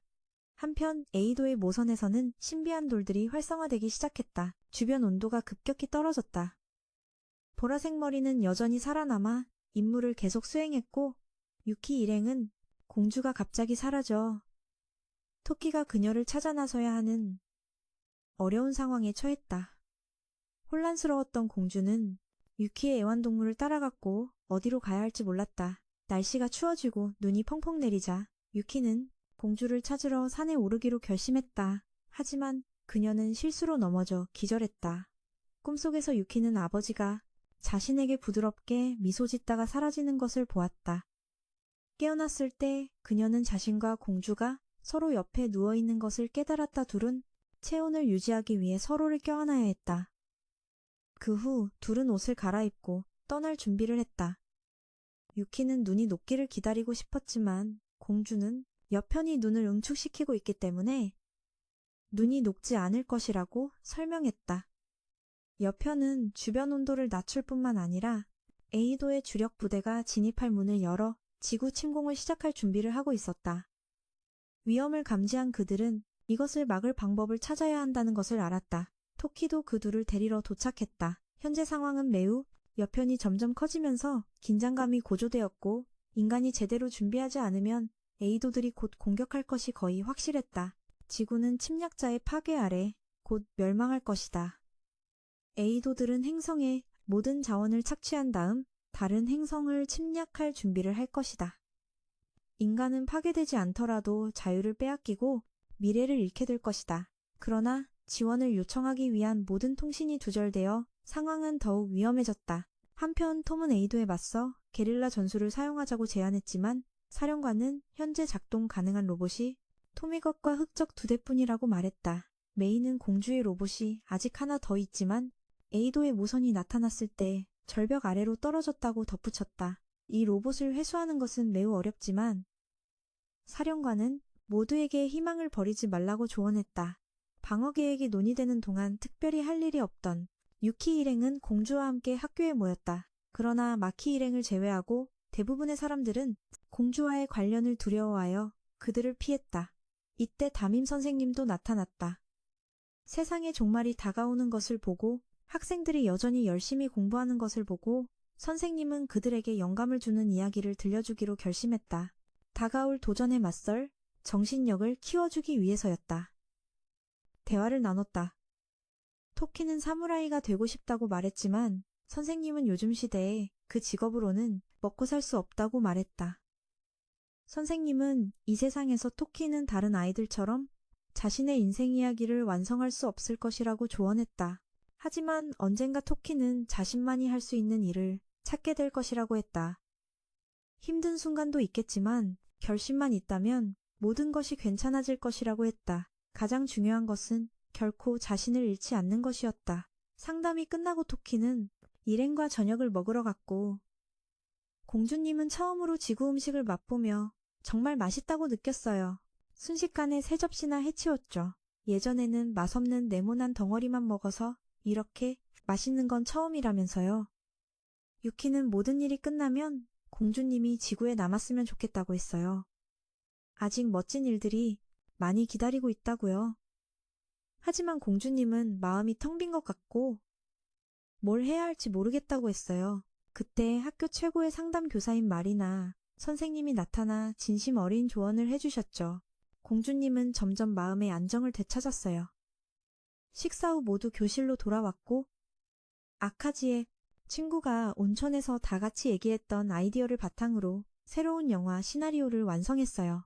딱히 할 일이 없었기에 그들은 바로 영화를 찍기로 했죠. 그걸 본 반 친구들도 참여하고 싶어 했고 반 전체가 좀비 사무라이 야구 영화를 찍을 준비를 했어요. 공주님은 전쟁이 코앞인데 왜 이런 걸 하는지 이해하지 못했죠. 하지만 토키는 이것도 전투를 준비하는 방법 중 하나라고 설명했어요. 힘든 싸움 전에 다들 마음을 편하게 하려는 거죠.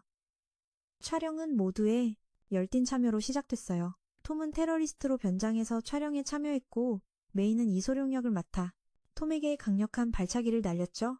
공주님을 포함한 모두가 즐겁게 웃으며 평화로운 순간을 만끽했어요. 다가올 큰 폭풍 전의 작은 평화였죠. 한동안 생각에 잠겨 자신에 대한 진실을 마주한 공주님은 사령관을 찾아가 협력을 제안하기로 결심했어요. 지구를 지킬 뿐만 아니라 자기 자신에 대해 더 알아가기 위해 싸울 준비가 된 거죠. 사령관은 공주님의 결심을 보고 흔쾌히 동의했어요. 그때 석판이 올라오고 있다는 정보의 분위기는 그 어느 때보다 긴장됐고 모두 서둘러 결전을 준비했어요. 출전하기 전 토키는 유키에게 자신의 목숨을 맡겨달라고 했어요. 물론 유키는 바로 거절했죠. 하지만 토키가 모든 일이 끝나면 목숨을 돌려주겠다고 약속하자 유키는 그제야 동의했어요. 한편 토키는 예전에 유키가 물었던 질문에 대한 답을 내놓았어요. 공주님의 복수를 하고 나면 뭘 할 거냐는 질문이었죠. 토키는 유키와 결혼하기로 결심했다고 선언했고 그녀는 부끄러워 얼굴을 붉혔어요. 이 고백은 유키를 당황하게 했을 뿐만 아니라 주위 사람들도 모두 듣게 되었죠. 그 청혼에 모두의 사기는 더욱 올랐고 그들은 싸우러 떠났어요. 전사들은 에이도의 모함으로 직행했고 흑적은 적 지휘관 3명과 싸우며 모두가 터널을 통해 모함에 잠입할 시간을 벌었어요. 톰은 여전히 토시의 죽음에 분노하며 동료의 복수를 다짐했죠. 한편 소피는 갑자기 위에서 공격해 적의 진영을 혼란에 빠뜨렸어요. 제루는 토키가 어려움을 겪는 것을 보고 재빨리 시스템을 활성화하여 그가 더 수월하게 싸울 수 있도록 지원했죠. 그때 보라색 머리도 나타나 소피를 공격하려 했지만 공주님이 물 밑에서 갑자기 나타나 보라색 머리와의 싸움에 뛰어들며 이전의 원한을 풀기 시작했어요. 한편 팀의 사령관은 모함의 통제센터에 성공적으로 잠입하여 통제권을 되찾을 방법을 찾기 시작했어요.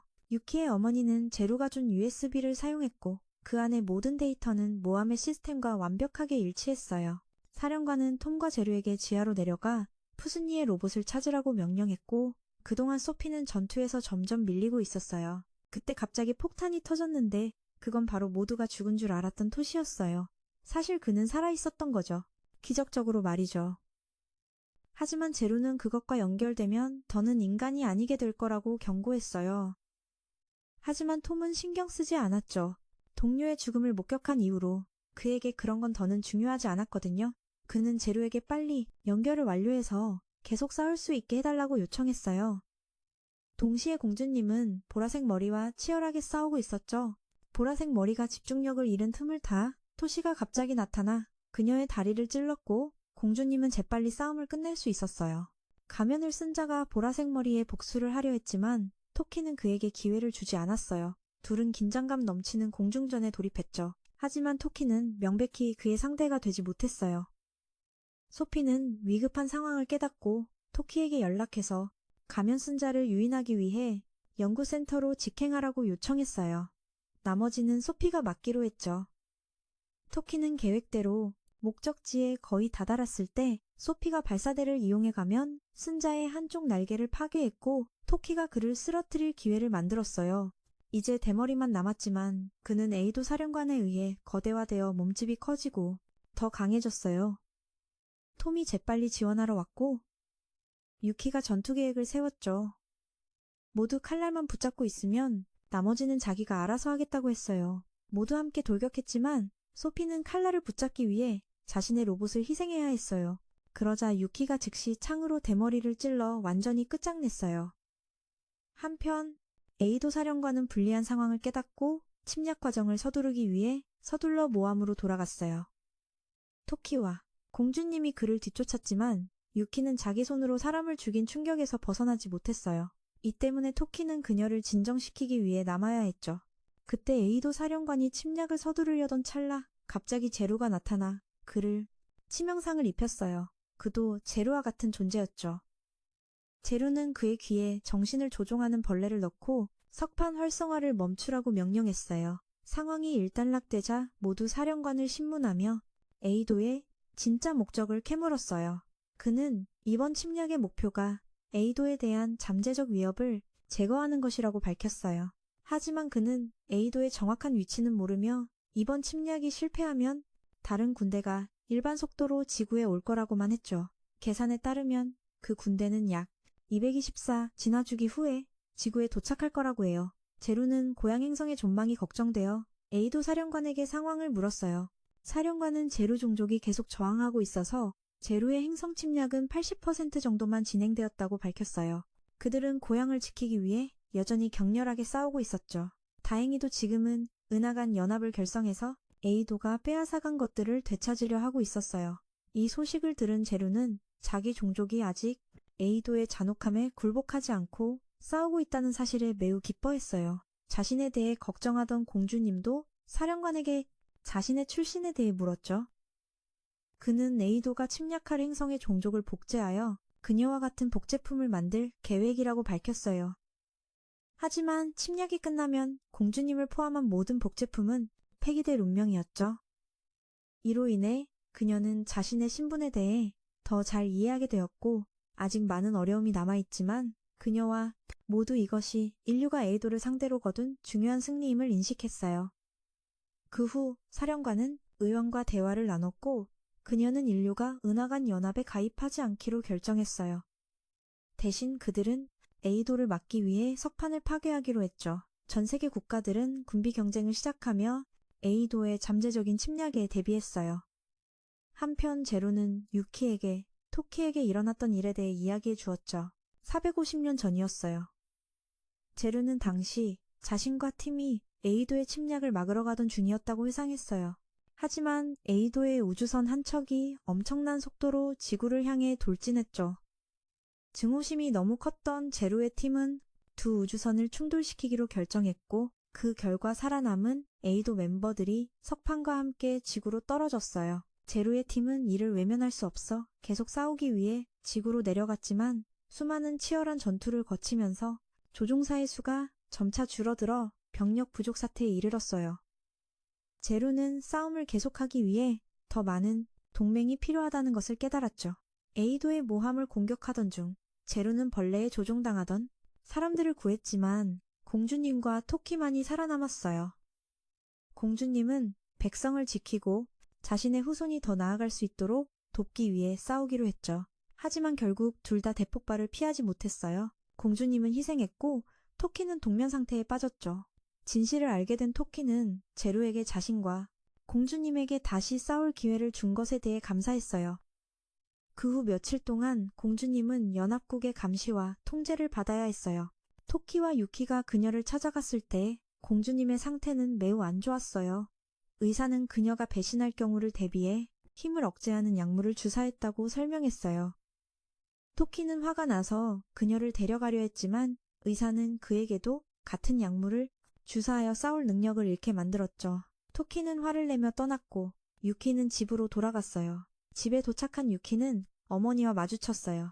지난번 사건으로 해고당한 후 유키의 엄마는 이 기회에 온 가족이 여행을 가서 기분 전환을 하길 원했어요. 그리고 쌓였던 스트레스를 풀기 위해 유키는 토키도 초대하고 싶었지만 엄마는 사정도 모르면서 그를 잊으라고 조언했죠. 무슨 일이 있었는지 말이에요. 그날 밤 토키가 돌아와 함께 즐거운 하루를 보내며 행복한 순간들을 보냈어요. 하지만 오후에 토키는 자신이 떠날 것이라고 털어놓았죠. 제루와 공주와 함께 에이도의 침략으로부터 다른 행성들을 구하기 위해서라고요. 그는 유키를 데려갈 생각이 없었고 그녀와 결혼하겠다는 약속도 거짓말이었다고요. 이 말에 유키는 큰 상처를 받고 울음을 터뜨렸어요. 토키는 아카지를 찾아가 부탁했죠. 자신 대신 유키를 돌봐달라고요. 교실로 돌아온 아카지는 토키가 떠난다는 사실에 슬퍼하는 유키를 봤어요. 유키는 토키가 제루에게 은혜를 갚기 위해 떠난다는 걸 이해했죠. 450년 전에 도움을 받았기 때문이에요. 하지만 그렇다고 해서 마음의 상처가 아물지는 않았어요. 아카지는 유키에게 같이 싸우고 싶은지 물었죠. 토키와 함께 말이에요. 그를 따르는 게 위험하단 걸 알면서도 유키는 토키 곁에 있기로 굳게 마음먹었어요. 진심으로 함께 있고 싶었기 때문이죠. 그의 곁에 말이에요. 그런 유키의 결심을 본 아카지는 토키와 함께 갈 수 있도록 돕겠다고 약속했어요. 마키의 일행도 돕겠다고 나섰죠. 그들은 연구소에 잠입할 계획을 세우기 시작했어요. 마키와 아카지의 친구가 기자들을 끌어모아 소란을 피우는 동안 아카지와 유키 일행은 안으로 깊숙이 들어갔어요. 아카지는 망을 보기 위해 남았고 유키와 다른 2명은 계속 나아갔죠. 헥틱이 있는 곳으로요. 가는 길에 경비를 서던 토시를 만났지만 그도 보안 시스템을 끄는 걸 도와주기로 했어요. 덕분에 유키 일행은 순조롭게 헥틱에 접근할 수 있었어요. 유키는 공주의 로봇으로 헥틱을 밖으로 꺼냈죠. 토키는 비디오를 통해 아카지 친구의 생중계를 보고 모든 걸 알게 됐어요. 유키가 토키와 제루를 데리러 오자 제루는 재빨리 DFPN 탁을 활성화했죠. 공간 게이트를 열기 위해서요. 모선에서 토키와 공주가 우주로 뛰쳐나갔고 유키도 함께 싸우겠다는 각오로 뒤따라갔어요. 토키와 함께 싸우기 위해서요. 유키를 막을 수 없다고 생각한 토키는 어쩔 수 없이 그녀가 따라오는 걸 허락했어요. 그때 유키의 엄마에게서 돌아오라는 전화가 왔죠. 하지만 유키는 이미 마음을 정한 뒤였어요. 그걸 본 엄마는 더는 말리지 않고 새해에는 꼭 돌아오라고만 말했어요. 비행 도중 그들은 톰과 메이의 방해를 받았어요.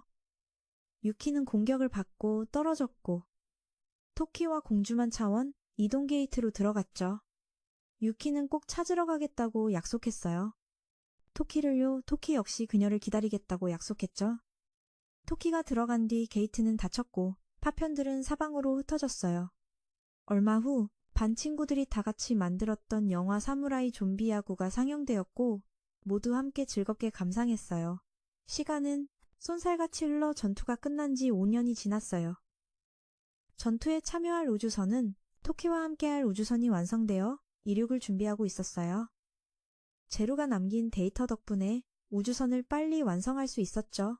그렇게 유키는 S와 토시와 함께 토키를 찾아 우주로 날아올랐고 바로 여기서 애니메이션은 끝이 납니다. 시청자들에게는 찾아가는 여정에 대한 열린 결말을 남긴 채 말이죠. 희망으로 가득 찬 탐색과 재회의 여정을요.